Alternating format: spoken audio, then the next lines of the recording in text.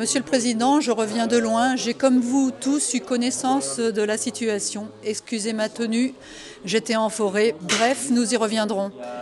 Des gilets jaunes, une folle quête, le Fouquet's. Mais comment en est-on arrivé là? Combien d'actes faut-il encore pour que vous fassiez le constat d'échec de votre gouvernement? Après le grand débat, nous aurons droit à l'analyse. Pour ma part, j'ai noté vos méthodes, division, provocation, humiliation, répression, favoritisme. Et d'un autre côté, j'ai retenu cette phrase de vous, j'ai bien appris. Nous n'avons pas besoin d'un apprenti président, le temps est compté maintenant des actes. À l'acte 18 des Gilets jaunes, rien n'a jailli à part des flammes et les pompiers. 125 jours, soit plus de 4 mois, des missions destitution, faites votre bilan, Monsieur le Président.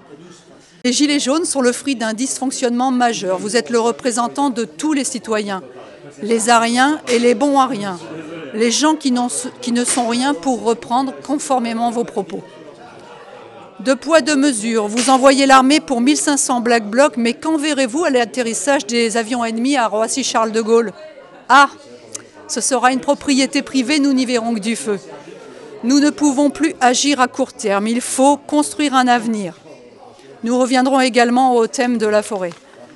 Afin de gérer la crise des Gilets jaunes, il faut entendre le message.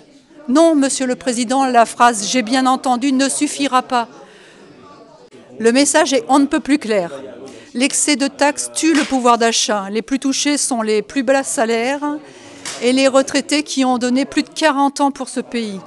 Qu'attendez-vous pour baisser les charges? Quelle loi allez-vous mettre en place pour retrouver l'équilibre? Visiblement, vous réclamez partout de l'aide, le grand débat, les rapporteurs. Mais dans le privé, nous sommes virés pour moins que ça. Comment et pourquoi avez-vous été élu? L'ISF, taxe d'habitation, votre programme? Avec le recul, ce que je vois, nous sommes entrés dans l'ère du numérique. Et il est grand temps d'en parler. C'est à la fois une merveille technologique, l'outil dont personne ne veut se passer, et c'est également notre pire cauchemar, la fuite des données jusqu'au bout du monde en une fraction de seconde. Tout le monde le sait, personne n'en parle. Il faut que le monde sache. Ceux qui sont dotés d'un service numérique digne de ce nom ont accès à toutes les données numériques de tous les autres. Le téléphone portable possède des yeux et des oreilles. On vient nous dépouiller jusque dans notre main.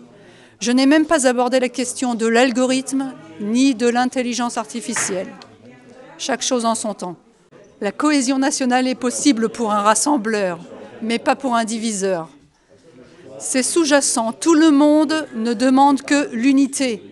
Les conditions des policiers, des gendarmes, des militaires, CRS et autres forces de l'ordre n'ont rien à envier à celles des Gilets jaunes. Des conditions de travail difficiles, manque de moyens, manque de personnel, burn-out, tous logés à la même enseigne, trop taxés comme tout le monde. Les ordres que vous leur donnez sont dénonçables et cette situation est vue jusqu'au bout du monde. Même galère, même combat, même avenir. Nous ne pouvons parler d'avenir sans revenir à la préoccupation de l'état de notre planète et nos forêts. L'état actuel de notre planète est catastrophique.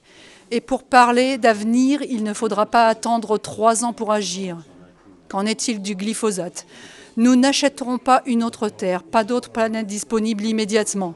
Voilà, Monsieur le Président, nous aimerions tous retrouver la fierté d'être Français, quelle que soit notre origine, quelle que soit notre réflexion, quel que soit notre sexe, quelle que soit notre classe sociale et quelle que soit notre forme.